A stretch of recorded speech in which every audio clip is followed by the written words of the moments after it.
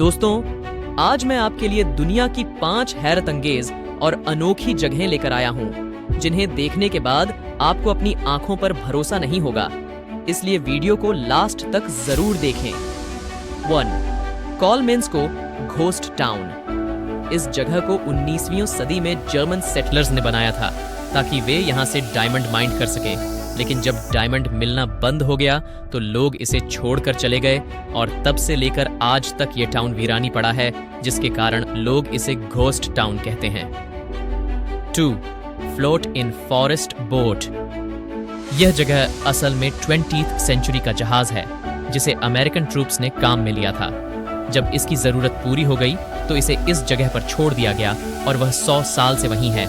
इसे राजू पानी में तैरते हुए जंगल में बदल चुका है। 3.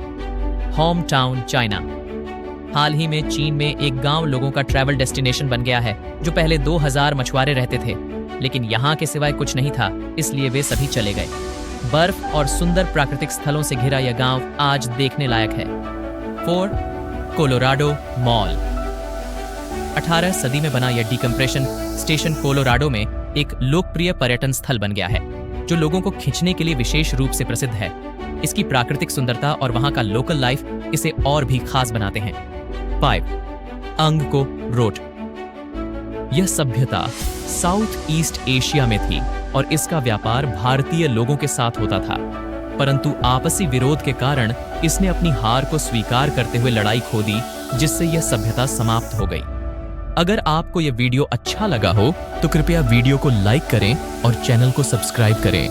वीडियो देखने के लिए धन्यवाद।